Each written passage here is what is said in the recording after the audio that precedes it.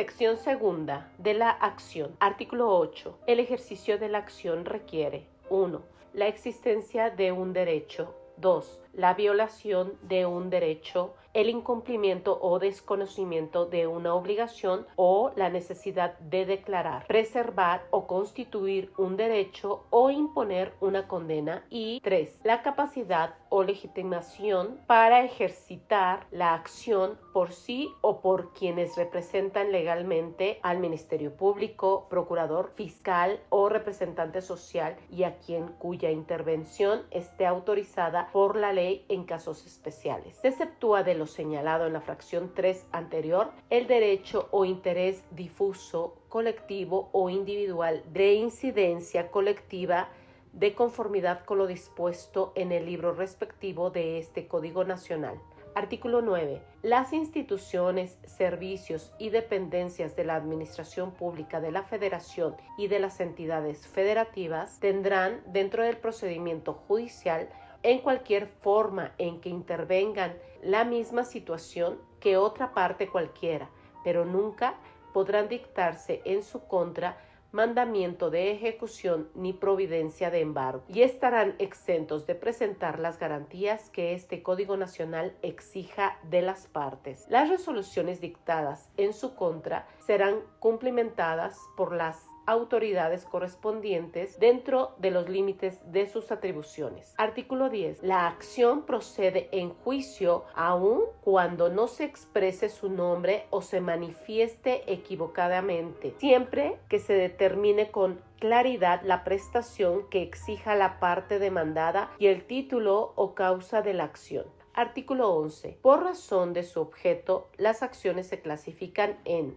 1. Reales, 2. Personales y 3. Del estado civil de las personas. Artículo 12. Son acciones reales las que tienen por objeto 1. La reclamación de un bien que pertenece a título de dominio. 2. La reclamación de gravámenes, de servidumbre o la declaración que un fundo esté libre de ellas. 3. La reclamación de los derechos de usufructo, uso y habitación. 4. Las hipotecarias. 5. Las de prenda. 6.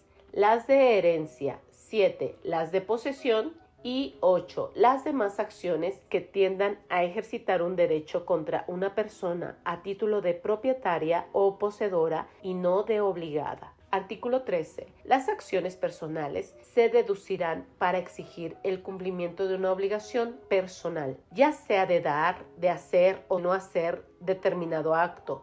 Estas no pueden ejercitarse sino contra la persona obligada, contra quien la haya garantizado y contra quienes legalmente le suceda en la obligación. Artículo 14. Las acciones de estado civil tienen por objeto las cuestiones relativas al nacimiento, reconocimiento, defunción, matrimonio, concubinato y su cesación, pacto civil de solidaridad, sociedad de convivencia o sus equivalentes. Artículo 15.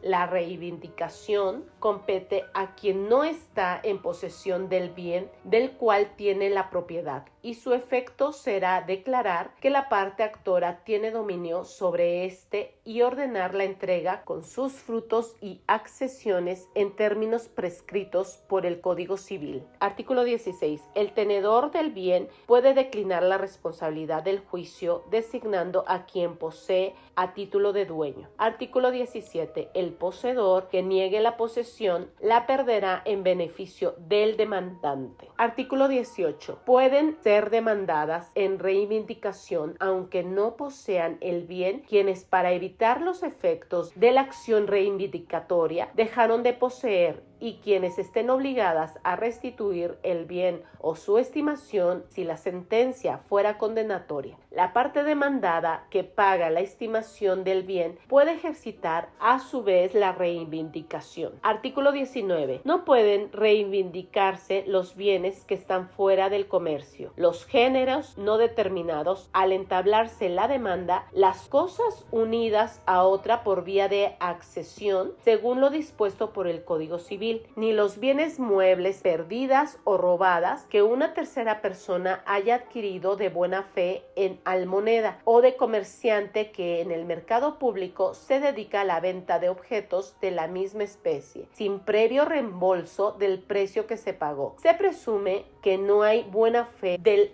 adquirente si de la pérdida o robo la persona propietaria dio aviso oportunamente a la autoridad, institución, dependencia u organismo público que corresponda, y ello se hizo del conocimiento público a través de los registros respectivos, y estos pudieron ser consultados por el adquirente. Artículo 20. A quien adquiera con justo título y de buena fe, le compete la acción plenaria de posesión para que se le restituya el bien con sus frutos y accesiones en los términos del artículo 15 de este Código Nacional, incluso cuando no lo haya prescrito. La acción se ejercitará contra el poseedor de mala fe o contra el que, teniendo título de igual calidad al de la parte actora, ha poseído por menos tiempo el bien. No procede esta acción en caso en que ambas posesiones fueran dudosas, o la parte demandada tuviera su título registrado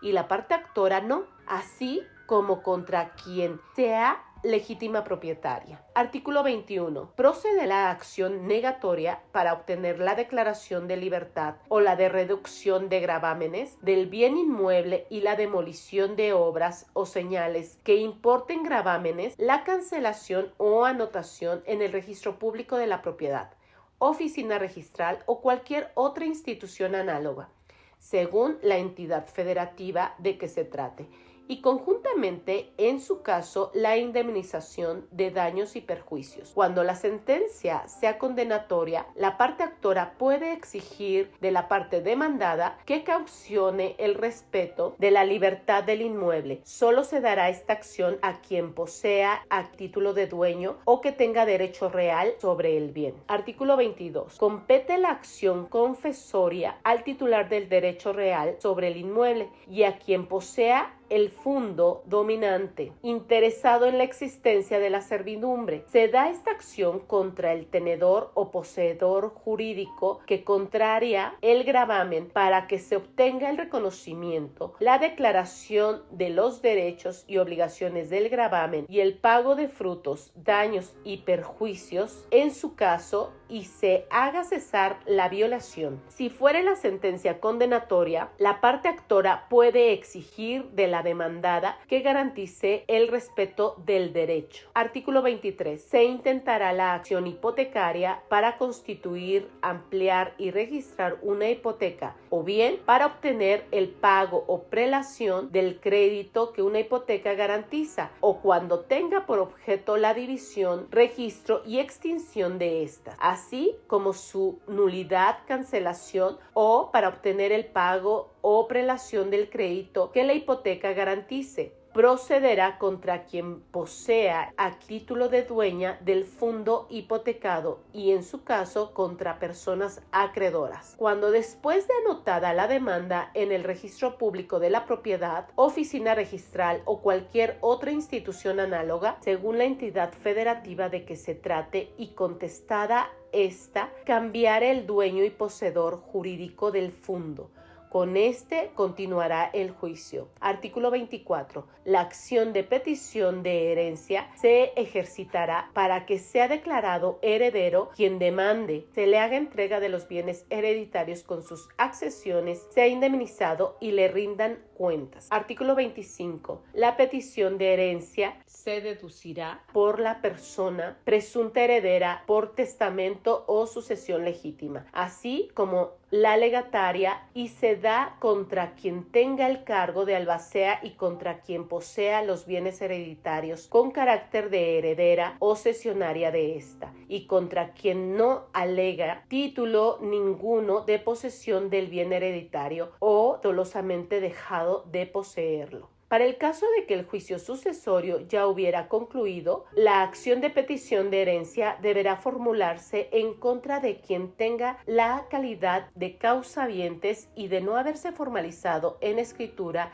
la titularidad de los bienes. Esta acción real se hará en contra de quien se haya adjudicado. Artículo 26. El copropietario puede deducir las acciones relativas al bien común en calidad de dueño, salvo pacto en contrario, o ley especial que así lo determine. La acción reivindicatoria puede ser ejercida por todos los copropietarios del bien común, una parte de ellos o uno solo, debiendo la autoridad jurisdiccional en este caso llamar a todos al juicio, ante la existencia de un litisconsorcio activo necesario. Por otro lado, el copropietario no podrá transigir ni comprometer en árbitros el procedimiento sin consentimiento unánime de los copropietarios. Artículo 27. A quien se perturbe la posesión jurídica, tanto originaria como derivado de un bien inmueble, compete el interdicto de retener posesión contra quien le perturbe, mandó tal perturbación o que, a sabiendas y directamente, se aproveche de ella, y contra la sucesora de la despojante. El objeto de esta acción es poner término a la perturbación, indemnizar a la poseedora y que la parte condenada garantice no volver a perturbar. La procedencia de esta acción requiere que la perturbación consista en actos preparatorios tendientes directamente a la usurpación violenta o a impedir el ejercicio del derecho, que se reclame dentro de un año y que la persona poseedora no haya obtenido la posesión de la contraria. Artículo 28. Quien sea despojada de la posesión jurídica de un bien inmueble, tanto originaria como derivada, debe ser restituida y le compete la acción de recobrar contra quien despoje o lo haya mandado hacer, contra quien a sabiendas y directamente se aproveche del despojo y contra la sucesora de quien despojó. Artículo 29. El interdicto de recuperar la posesión tiene por objeto reponer a la persona despojada en la posesión, indemnizarla de los daños y perjuicios, obtener de la parte condenada que garantice su abstención y a la vez apercibirla con multa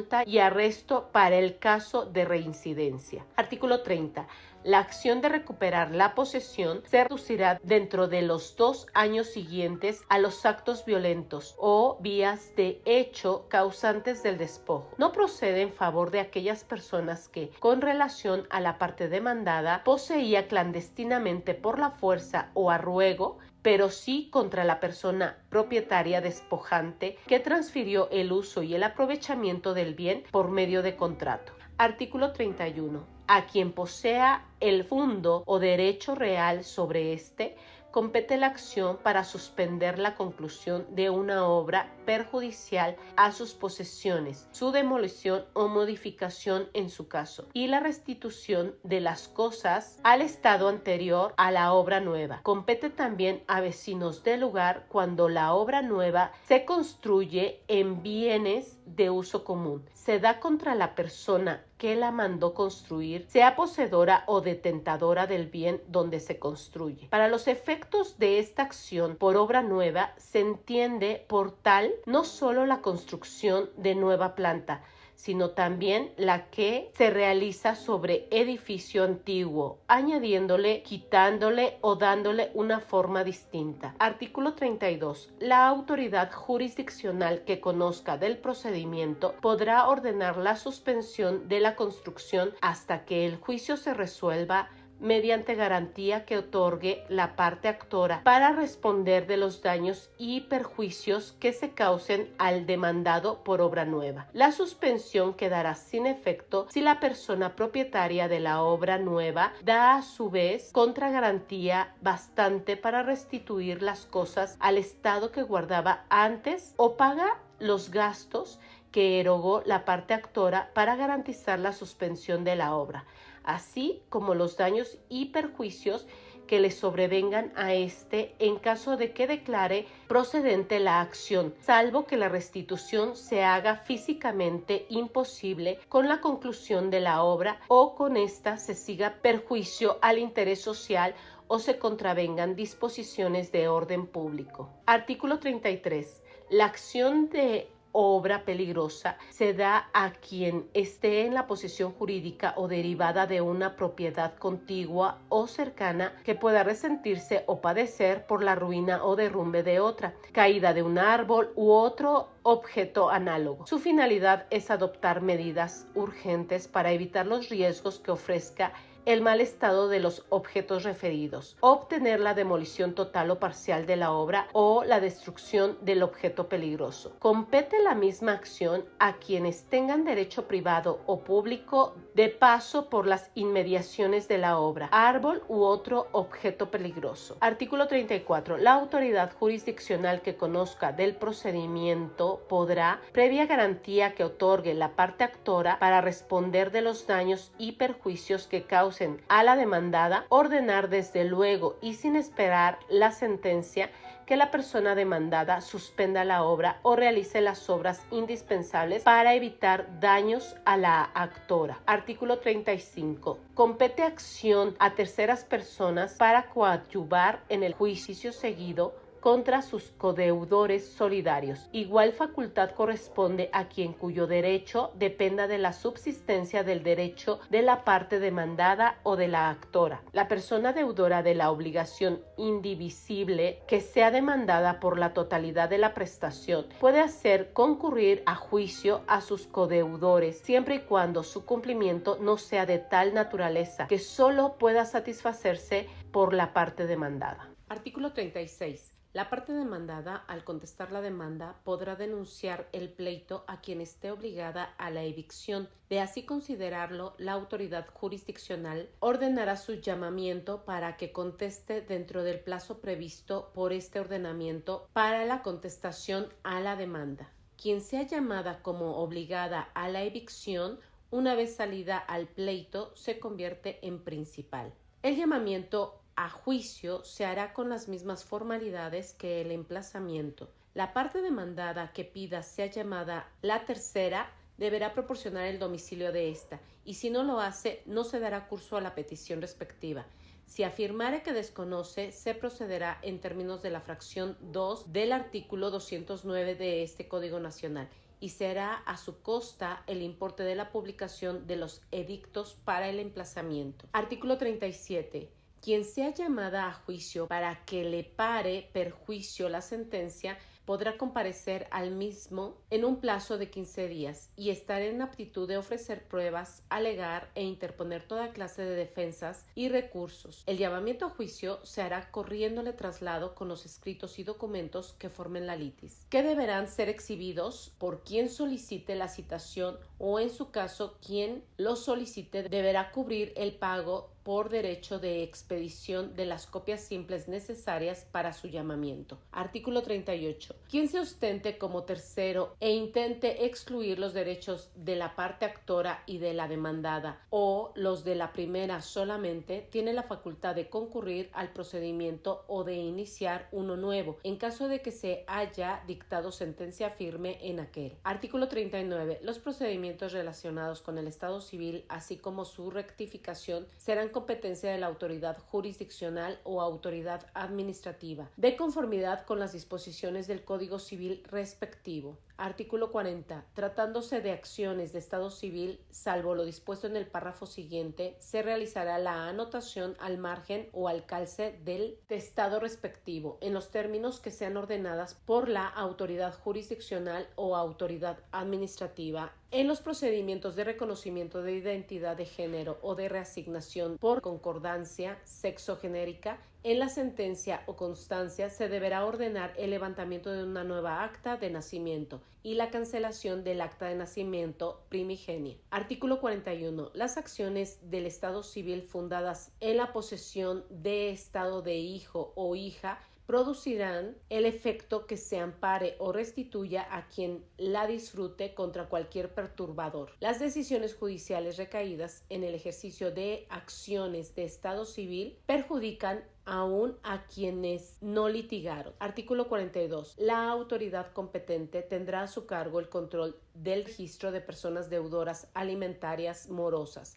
en el que se harán las inscripciones. Artículo 43. El enriquecimiento sin causa de una parte en detrimento de otra da derecho a la parte perjudicada para ejercitar la acción de indemnización en la medida en que aquella se enriqueció. Artículo 44. Quien sea perjudicado por falta de título legal, le compete la acción pro forma para exigir de quien esté obligado le extienda el documento correspondiente, siempre y cuando se acredite la titularidad registral del bien inmueble transmitido por quien esté obligado a realizar la formalización que se exige. Artículo 45. En las acciones mancomunadas por título de herencia o legado, sean reales o personales, se observarán las reglas siguientes. 1. Si no se ha nombrado albacea, interventor o albacea judicial o provisional, pueden ejercitarlas quienes tengan un derecho reconocido de herencia o legado. Y 2. Si se ha nombrado albacea, interventor o albacea judicial o provisional, solo a ellos compete la facultad de deducirlas en juicio y solo podrán hacerlo quienes tengan reconocido derecho de herencia o legado cuando, requeridos por estos, aquellos se rehúsen a hacerlo. Artículo 46. Procede la acción oblicua cuando la persona acreedora tenga interés en ejercitar las acciones que competen a su deudor, cuando conste el crédito en título ejecutivo y requerido quien sea deudor para deducirlas, descuide o rehúse hacerlo. La persona tercera demandada puede paralizar la acción pagando a la demandante el monto de su crédito. Las acciones derivadas de su derecho inherente a las personas del deudor nunca se ejercitarán por quien sea acreedor. Quien acepte la herencia que corresponde a su deudor ejercitarán las acciones pertenecientes a este en los términos previstos por el Código Civil correspondiente. Artículo 47. Las acciones que puedan ejercitarse contra los herederos no obliga a estos sino en proporción a su masa hereditaria, salvo en todo caso la responsabilidad que resulte cuando sea solidaria. La obligación con el autor de la herencia por ocultación de bienes o por dolo o fraude en la administración de los bienes indivisos. Artículo 48. Cuando haya varias acciones contra una misma persona respecto de un mismo bien y provengan de una misma causa, deberán intentarse en una sola demanda y por el ejercicio de una o más quedan extinguidas las otras. No pueden acumularse en la misma demanda las acciones contrarias o contradictorias, ni las posesorias con las petitorias, ni cuando una dependa del resultado de la otra. Tampoco son acumulables acciones que por su cuantía, materia o naturaleza correspondan a jurisdicciones diferentes. Queda abolida la práctica de deducir subsidiariamente acciones contrarias o contradictorias. Artículo 49. A nadie puede obligarse a intentar o proseguir una acción contra su voluntad, excepto cuando alguno tenga acción o excepción que dependa del ejercicio de la acción de otro, a quien pueda exigir que la deduzca, oponga o continúe desde luego, y si se rehusare, lo podrá hacer aquel. Artículo 50. Admitida la demanda, así como formulada la contestación, no podrá modificarse ni alterarse, salvo en los casos que este Código Nacional lo disponga. El desistimiento de la instancia que se realice con posterioridad al emplazamiento requerirá del consentimiento de la persona demandada. Para tal efecto se dará vista a la contraria por el término de 3 días para que manifieste su conformidad o inconformidad, y en caso de silencio se tendrá por conforme con dicho desistimiento, y su efecto será que las cosas vuelvan al estado que tenían antes de la presentación de la demanda, sin perjuicios del pago a la contraparte de las costas, daños y perjuicios, en caso de que éste haya sido emplazado, salvo convenio en contrario. Artículo 51. El desistimiento de la acción la extingue aún sin consentimiento de la parte demandada y obliga a quien lo hizo a resarcir a la contraria en los mismos términos del desistimiento de la instancia. Artículo 52. La acción de nulidad de juicio concluido procede en aquellos asuntos en los cuales se ha dictado sentencia o auto definitivo que ha causado ejecutoria y se actualiza alguna de las siguientes hipótesis. 1. Si se falló con base en pruebas reconocidas o declaradas de cualquier modo falsas con posterioridad a la resolución o que la parte vencida ignoraba que se habían reconocido o declarado como tales antes de la sentencia. Y 2. Cuando exista colusión u otra maniobra fraudulenta de las partes litigantes en el juicio, cuya nulidad se pide en perjuicio de la parte promovente de la acción de nulidad del juicio concluido. Artículo 53. La acción de nulidad de juicio concluido puede ser ejercitada por quienes hayan sido parte en el procedimiento, sus sucesores o causavientes y los terceros a quien perjudique la resolución. Artículo 54. Es competente la autoridad jurisdiccional de proceso oral civil para conocer de la acción de nulidad de juicio concluido, independientemente de la cuantía del juicio solicitado como nulo. Artículo 55. En ningún caso podrá interponerse la acción de nulidad de juicio concluido. 1. Si ha transcurrido un año desde que hubiere causado ejecutoria la resolución que en este juicio se dictó. O 2. Si ha transcurrido 3 meses desde que el recurrente hubiera conocido o debió conocer los motivos en los que se fundare la misma. No procede la acción de nulidad de juicio concluido contra las sentencias dictadas en el mismo juicio de nulidad. Artículo 56. Si se encuentra juicio pendiente de resolver sobre la falsedad de alguna prueba que fue determinante en el fallo dictado en el juicio reclamado como nulo, se suspenderán los plazos a que se refiere el artículo anterior.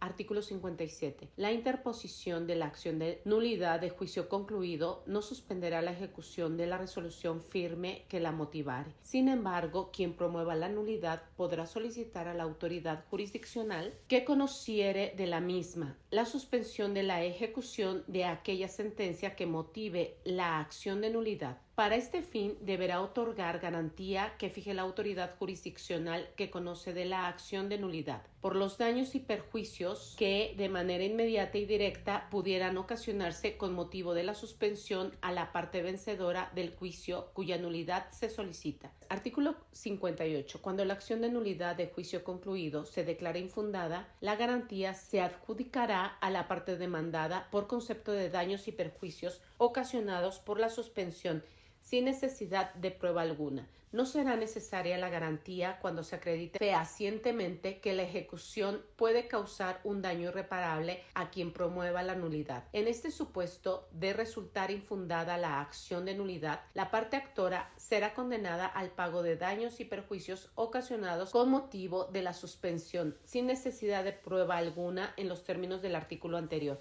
junto con el pago de gastos y costas, así como una multa equivalente a un año de valor de la unidad de medida y actualización para la persona licenciada en Derecho o abogada que la haya intentado. Artículo 59. Contra la sentencia dictada en el juicio de nulidad de juicio concluido procederá el recurso de apelación en términos previstos en este Código Nacional. Artículo 60. La parte demandada que haya dado lugar a alguna de las causales para declarar nulo el juicio será responsable de los daños y perjuicios que con su conducta haya causado. Siempre será condenada la parte demandada al pago de los gastos y costas en el juicio en que declare fundada la acción de nulidad conforme al arancel correspondiente. En caso de ser improcedente o infundada la acción de nulidad de juicio concluido, siempre se condenará a la actora a una indemnización por concepto de daños y perjuicios y a pagar gastos y costas. El pago de los gastos y costas será conforme al arancel establecido. Artículo 61. Quien haya actuado en el ejercicio del mandato judicial de la parte actora y que intervenga de cualquier forma en el ejercicio de la acción de nulidad podrá ser responsable solidario respecto de las prestaciones condenadas en la sentencia ejecutoriada siempre y cuando se acredite el dolo. Se deducirá